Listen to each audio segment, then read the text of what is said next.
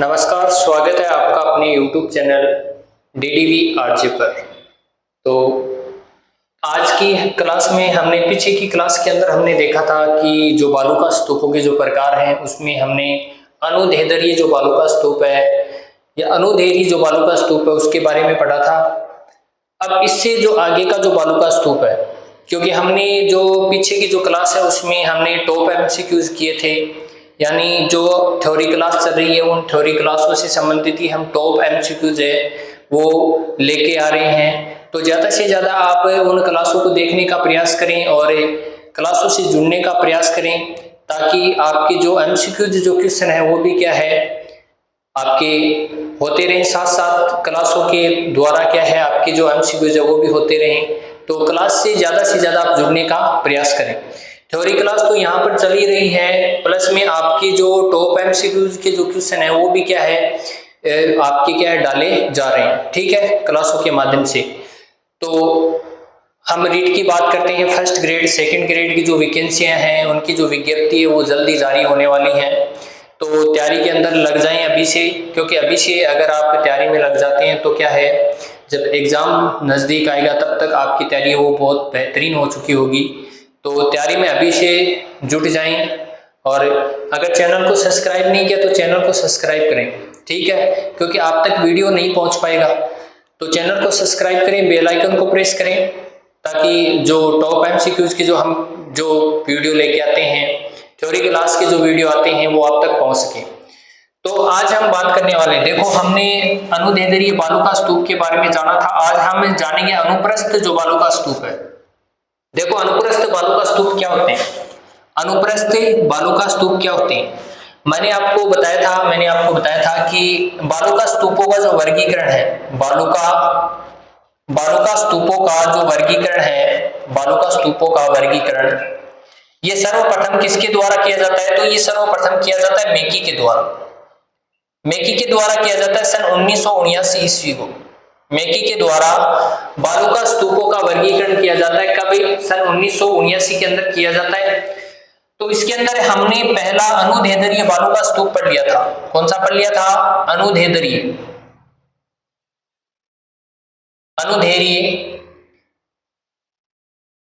बालुका स्तूप, अनुदैर्ध्य बालुका स्तूप हमने पढ़ लिया था। अब दूसरे नंबर का है हमारे पास अनुप्रस्थ बालुका स्तूप। देखो अनुप्रस्थ बालुका स्तूप क्या होता है। अनुप्रस्थ का मतलब देखो आप इस तरीके से समझेंगे हम, जैसे हवा है, ये सतह है, अब सतह से हवा बिल्कुल नजदीक से क्या चल रही है, ये हमारी सतह है, और इस सतह के बिल्कुल नजदीक से क्या चल रही है, हवा चल रही, ठीक है।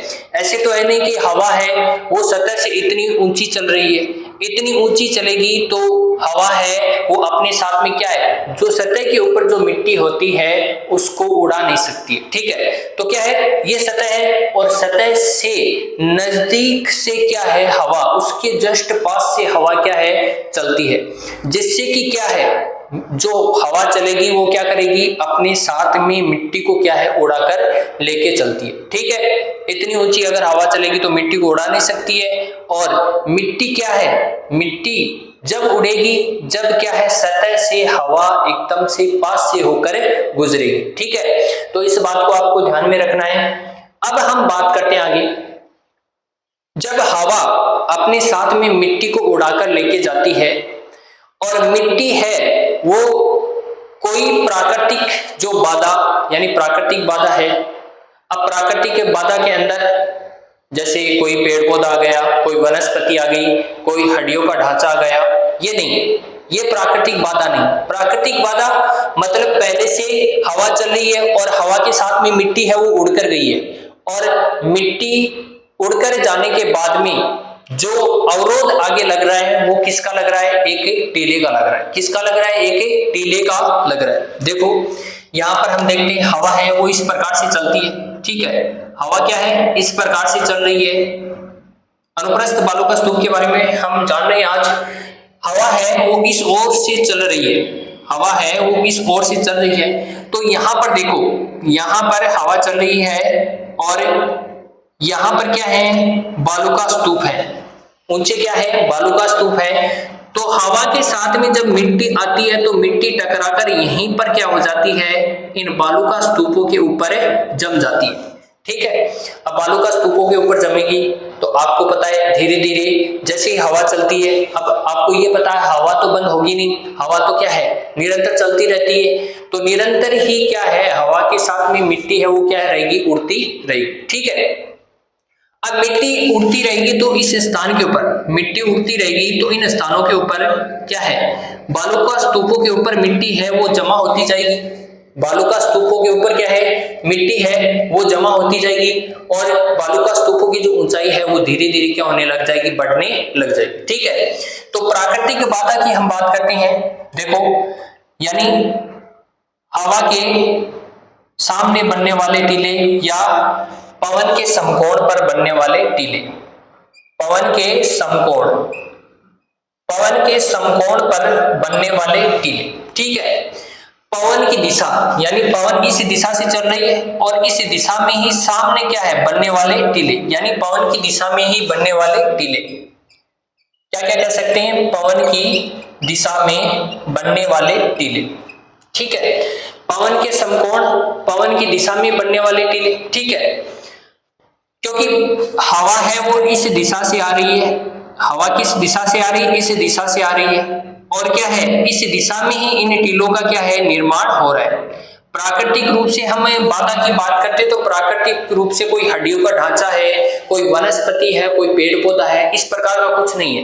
क्या है प्राकृतिक रूप से जो बाधा का काम करेगा वो क्या कौन करेगा, बालू का स्तूप ही करेगा, जो पहले से यहाँ पर है उसी बालू का स्तूप के ऊपर क्या है ये मिट्टी जाकर क्या हो जाती है, जमा हो जाती है।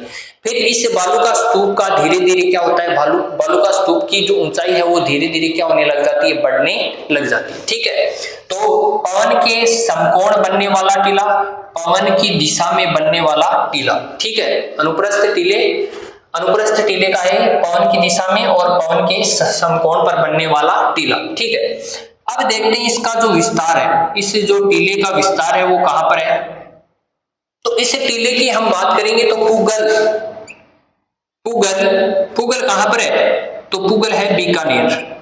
पुगल नस्ल की क्या है, इस क्षेत्र के अंदर पुगल क्षेत्र के अंदर पुगल नस्ल की क्या पाई जाती है, भेड़ भी पाई जाती है। ठीक है, तो पुगल बीकानेर के अंदर अनुप्रस्थ टीलों का क्या है विस्तार आपको सर्वाधिक वो देखने को मिलेगा। इसके बाद में रावतसर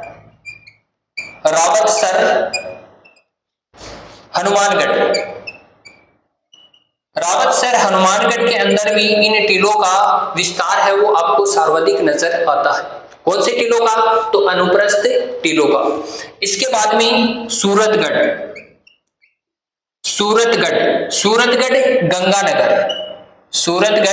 गंगानगर के अंदर भी अनुप्रस्थ प्रकार के टीलों का विस्तार है वो आपको सर्वाधिक देखने को मिलेगा। ठीक है, फिर से एक बार देख लीजिए, हवा इस दिशा से चल रही है, तो हवा ऐसे तो है नहीं कि हवा धरातल से इतनी ऊंची चल रही है। ठीक है, धरातल से इतनी ऊंची तो हवा चलती नहीं है, धरातल के क्या है एकदम से पास से होकर क्या है हवा है वो चलती है। तो पास से चलने के कारण ठीक है क्या है वो अपने साथ में क्या है मिट्टी को उड़ाकर लेके चलती है। ठीक है, अब मिट्टी को उड़ाकर लेके चलती है तो हवा इस प्रकार से चल रही है, तो इसमें कोई प्राकृतिक बाधा अब क्या होगा, वहां पहले से बना हुआ जो बालू का स्तूप है वो प्राकृतिक बाधा बनेगा। ठीक है, और उसी बालू का स्तूप के ऊपर क्या होती है, जो मिट्टी है वो क्या है धीरे धीरे यहाँ पर क्या होने लग जाती है, जमा होने लग जाती है।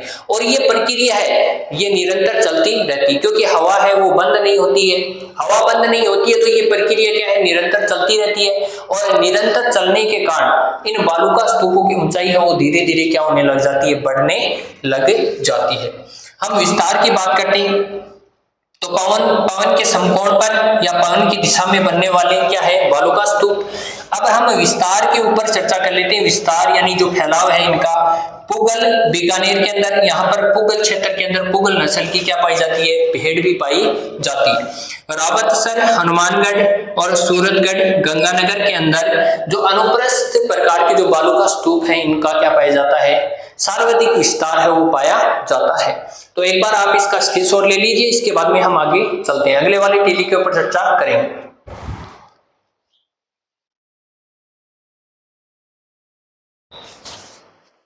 तो आपने इसका स्क्रीनशॉट ले लिया होगा। अब आगे हम चर्चा करते हैं। देखो बहुत ही महत्वपूर्ण जो बालू का स्तूप है उसके ऊपर चर्चा करने वाले हैं। तो क्लास को शुरू से लेकर अंत तक जरूर देखना है, क्योंकि सारी बातें वो कॉन्सेप्ट के साथ हम यहाँ पर करने वाले हैं। अब आगे जो हमारा बालू का स्तूप आता है वो बहुत ही महत्वपूर्ण है, बरखान। बरखान बालू का स्तूप है, जिससे अनेक जो क्वेश्चन है वो बार बार क्या है प्रतियोगी परीक्षाओं के अंदर पूछे जाते हैं। तो परीक्षा की दृष्टि से बहुत ही महत्वपूर्ण है जो बालू का स्तूप है वो है बरखान। तो बरखान के ऊपर चर्चा कर लेते हैं। बरखान, अब देखो बरखान के बारे में हमें जानना है, बरखान क्या होता है, बरखान के बारे में हमें जानना है। तो देखो सारा कॉन्सेप्ट है वो समझना है हमें। जैसे हमें रेतीली मिट्टी लेते हैं या रेतीला जो प्रदेश है, मरुस्थली जो प्रदेश है उसका भाग लेते हैं हम।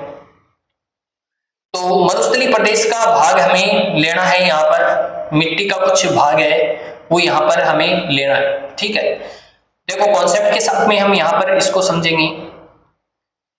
हम कुछ भाग है वो इस प्रकार से मिट्टी का लेते हैं।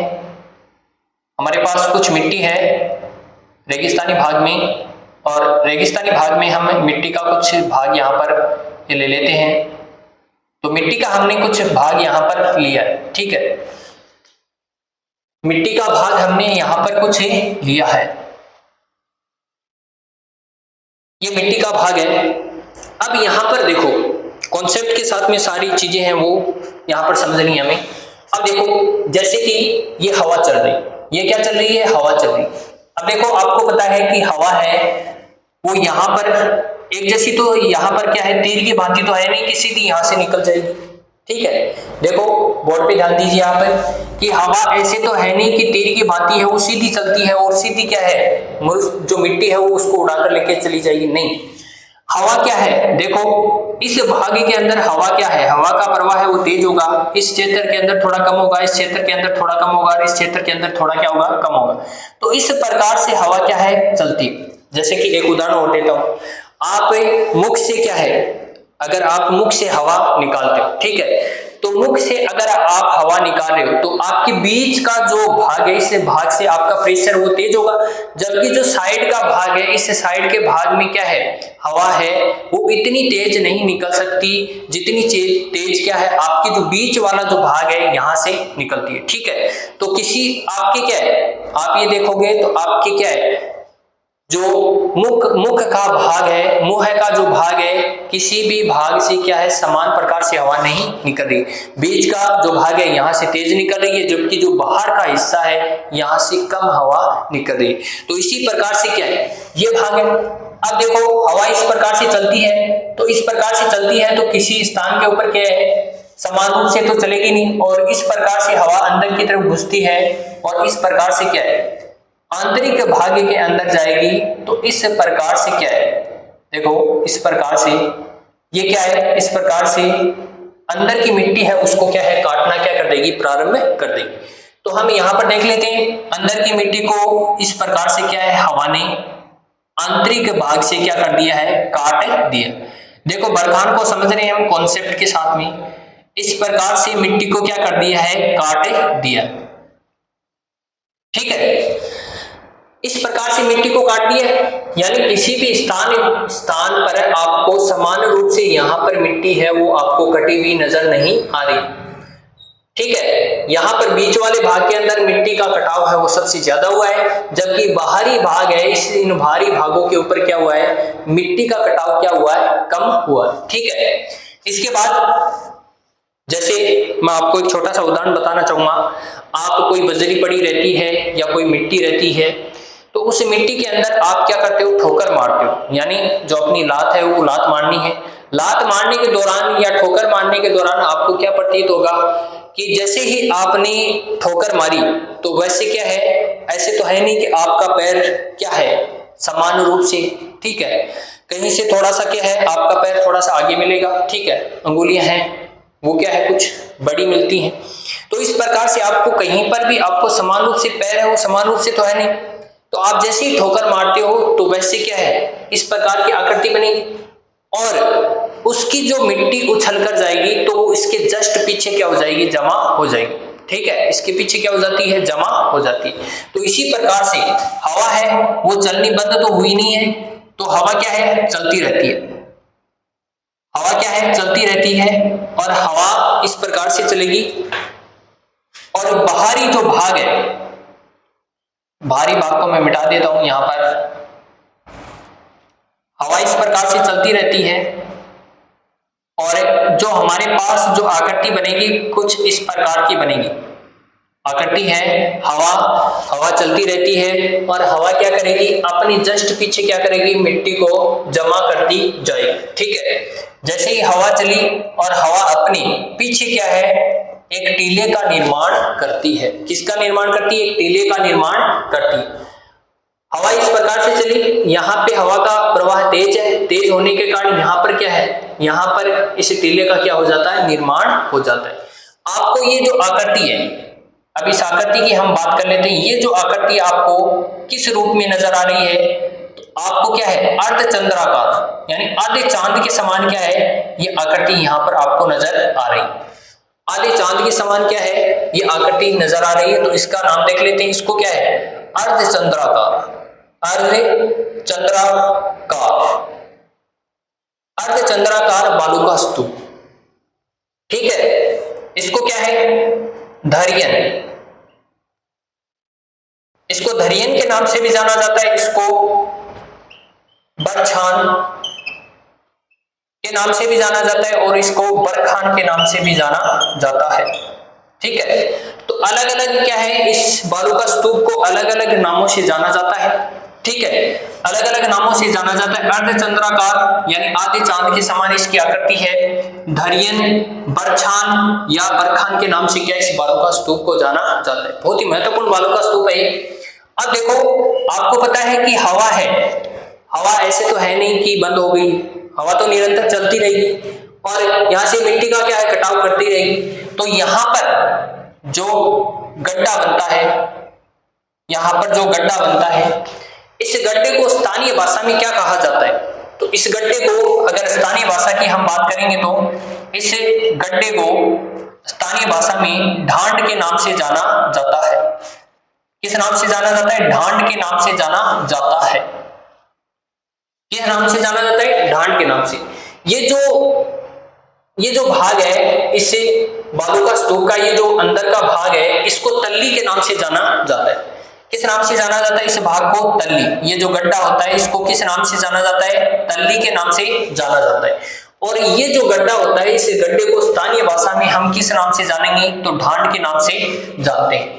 अब जब इन क्षेत्रों के अंदर इस प्रकार के बालू का स्तूपों का निर्माण हो जाता है, तो इस प्रकार के बालू का स्तूपों का निर्माण होने के बाद में क्या होता है, जैसे इस प्रकार के बालू का स्तूपों का निर्माण हो जाने के बाद यहाँ पर इन प्रकार के जो गड्ढे होते हैं, इस प्रकार के जो गड्ढे होते हैं, इन गड्ढों के अंदर क्या हो जाता है, वर्षा का जल है वो क्या हो जाता है, एकत्रित हो जाता है।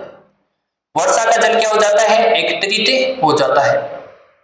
तो यहां पर क्या बनती हैं, अस्थायी झीलें। क्या बनती हैं, अस्थायी झीलें।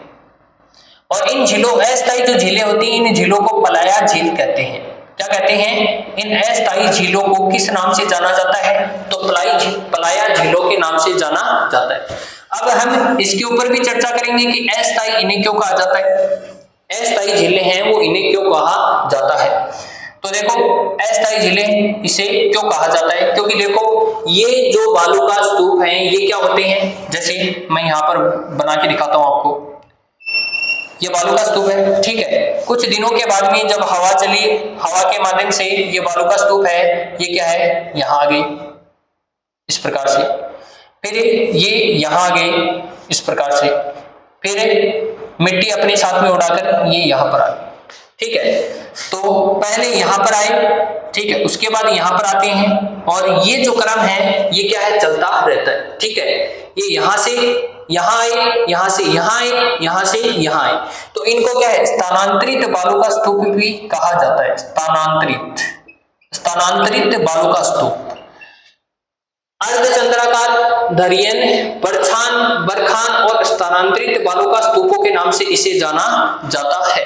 ठीक है, मतलब ये क्या है, गतिशील बालू का स्तूप है। क्या है, एक जगह से दूसरी जगह पे ये हवा के साथ में उड़कर क्या है, दूसरी जगह पे स्थानांतरित हो जाते हैं, इसलिए इनको क्या कहा जाता है, स्थानांतरित बालू का स्तूप कहा जाता है।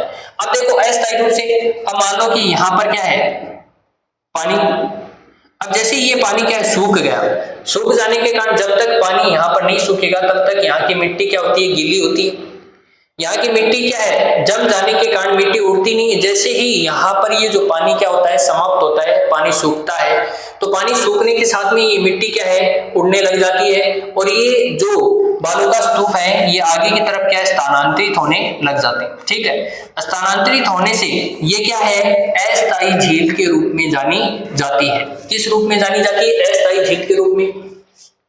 ठीक है, अब यहाँ पर क्या है, जो शासक थे जैसलमेर के अंदर क्या है, ये जो बालू का स्तूप है ये सर्वाधिक जैसलमेर के अंदर आपको देखने को मिलेंगे। तो जैसलमेर के जो शासक हैं, इन्होंने क्या है, इन्होंने कृत्रिम रूप से क्या है, इन गड्ढों का निर्माण करवाया, जिन्हें खड़ीन के नाम से जाना गया। किसके नाम से जाना गया, खड़ीन। इन खड़ीन के अंदर क्या है, कृत्रिम रूप से इन खड़ीनों का निर्माण करवाया गया, इस प्रकार के गड्ढों का निर्माण करवाया गया, ताकि क्या है, जो जल है इसका संरक्षण किया जा सके, और क्या है, पेयजल का जो संकट है वो यहाँ पर न आए। इसलिए क्या है, जो पालीवाल ब्राह्मणों के द्वारा भी जो खड़ीन है इसका निर्माण करवाया जाता है, ताकि पेयजल की जो सुविधा है वो लोगों को मिल सके, पेयजल की कमी ना आए। और जो शासक थे, जैसलमेर के जो शासक थे, इनके द्वारा भी क्या करवाया जाता है, जो खड़ीन है, इस प्रकार की जो पलाया झीलें हैं, जो अस्थायी झीलें, इनका क्या है, निर्माण करवाया जाता है, जिनको क्या है, खड़ीन के नाम से जाना जाता है। ठीक है, किसके नाम से जाना जाता है, खड़ीन के नाम से जाना जाता है। अब एक छोटा सा हम उदाहरण लेते हैं, जैसे कि यहाँ पर आपका खेत है, यहाँ पर क्या है, आपका खेत है जहां पर आप फसल बोते हो। ठीक है, अब यहाँ से कोई जो बरखान है वो चलना प्रारंभ हुआ, कुछ दिनों के बाद में ये यहाँ पर आता है, कुछ दिनों के बाद में ये यहाँ पर आता है, कुछ दिनों के बाद में ये यहाँ पर स्थानांतरित होकर आ जाता है, कुछ दिनों के बाद में ये यहाँ पर आ जाता है, और कुछ दिनों के बाद में ये यहाँ पर आपके खेत के अंदर क्या है, प्रवेश कर जाता है। तो क्या है, यहाँ पर खेत के अंदर प्रवेश कर गया तो यहाँ पर क्या है, फसल को क्या कर देता है, ये नष्ट कर देता है। फसल को क्या कर देता है, नष्ट कर देता है। जो हमारी भूमि होती है इसको क्या कर देता है, बंजर कर देता है। क्या कर देता है, फसल को नष्ट कर देता है और भूमि को क्या कर देता है, बंजर कर देता है। तब इसको क्या है, किस नाम से, नुकसानदायक बालू का स्तूप के नाम से भी इसे जाना जाता है। ठीक है, नुकसानदायक बालू का स्तूप के नाम से भी क्या इसे जाना जाता है, क्योंकि क्या है, ये देखो यहाँ से ये जो प्रक्रिया है, ये आप ऐसा मत सोचना कि 2 या 3 दिन की है। ये जो प्रक्रिया है एक लंबे समय तक चलती है। ठीक है, लंबे समय तक चलती है। आप देखोगे कि आपके खेत में प्रवेश किया, ये सड़कों के ऊपर भी क्या है, सड़कों के ऊपर भी ये जो बालू का स्तूप है ये आ जाते हैं। इसके बाद में इनको क्या है, हटाया जाता है। तो ये क्या है, 1-2 दिन की प्रक्रिया नहीं है, एक लंबे समय की प्रक्रिया है, जिसके दौरान क्या है, आपकी फसल को नष्ट कर देता है और आपकी जो भूमि है इसको बंजर कर देता है। ठीक है, बालू का स्तूप। अब इसका विस्तार की हम चर्चा करते हैं। विस्तार कहाँ पर है इस बालू का स्तूप का, तो इस बालू का स्तूप का जो विस्तार है वो आपको पता है कि खड़ीन है, जो अस्थायी जो पलायन झीलें वो कहाँ पर है, तो आपको पता है जैसलमेर के अंदर। तो इस प्रकार के बालू का स्तूपों का जो विस्तार है वो जैसलमेर के अंदर सर्वाधिक पाया जाता है। इसके अंदर पाया जाता है, जैसलमेर के अंदर आपको बरखान है वो सर्वाधिक मिलेंगे। ठीक है, इसके बाद हम देखते हैं भालेरी व रतनगढ़। भालेरी व रतनगढ़ ये कहां पर है, चूरू के अंदर। तो भालेरी और रतनगढ़ के अंदर भी इस प्रकार के जो बालू का स्तूप है वो आपको देखने को मिलते हैं, सर्वाधिक है वो देखने को मिलते हैं। इसके बाद में हम बात करते हैं कुछ झुंझुनू के अंदर और कुछ चूरू के भाग के अंदर क्या है, आपको झुंझुनू और चूरू का भाग है जो मिला जुला रूप है, तो उसके अंदर भी क्या है, आपको कुछ भाग के ऊपर क्या है देखने को मिलते हैं। इसके बाद हम बात करते हैं सीकर। सीकर के बाद हम बात करते हैं नागौर। सीकर के बाद नागौर। इन भागों के अंदर भी इन प्रकार के जो बालू का स्तूप है इनका विस्तार पाया जाता है। तो सबसे ज्यादा हम बात करेंगे सबसे ज्यादा जैसलमेर के अंदर, ठीक है। इसके बाद में भालेरी व रतनगढ़, ये दोनों क्षेत्र हैं, ये चूरू के अंदर आते हैं। भालेरी व रतनगढ़ दोनों क्या है, चूरू के अंदर आते हैं। इन भागों के अंदर भी क्या है, जो ये बरखान है, जो गतिशील है, वो सबसे ज्यादा जो पाई जाती है यहाँ पर बालू का स्तूप। उसके बाद हम बात करते हैं सीकर और नागौर के अंदर भी क्या है, ये जो बालू का स्तूप है ये सबसे ज्यादा पाए जाते हैं, ठीक है। तो इनको क्या है, बरखान को अर्धचंद्राकार, धरियन, बृच्छान, बरखान, स्थानांतरित बालू का स्तूप, नुकसानदायक बालू का स्तूपों के नाम से जाना जाता है, ठीक है। ये जो खड्डा होता है इसको तल्ली के नाम से जाना जाता है, जबकि ये जो गड्ढा होता है इसको स्थानीय भाषा में ढांड के नाम से जाना जाता है। अस्थायी प्रकार की यहाँ पर झीलें होती हैं, वर्षा का जल क्या हो जाता है, यहाँ पर एकत्रित हो जाता है, जिनको पलाया झीलों के नाम से जाना जाता है। अब जैसलमेर के जो शासक थे वो कृत्रिम रूप से क्या है, इन गड्ढों का निर्माण करवाते हैं, जिनको खड़ीन के नाम से जाना जाता है। पालीवाल ब्राह्मणों के द्वारा भी कृत्रिम गड्ढों का निर्माण करवाया जाता है, जिससे कि पेयजल का संकट ना हो, जो व्यक्ति हैं उनको क्या है, पेयजल की जो सुविधा है वो आसानी से उपलब्ध हो सके, ठीक है। विस्तार की हमने चर्चा कर ली। विस्तार जैसलमेर के अंदर, भालेरी व रतनगढ़ चूरू के अंदर, सीकर और नागौर के अंदर इस प्रकार के बालू का स्तूपों का क्या पाया जाता है, विस्तार पाया जाता है। तो आप एक बार इसका स्क्रीनशॉट ले लीजिए, बहुत ही महत्वपूर्ण बालू का स्तूप है।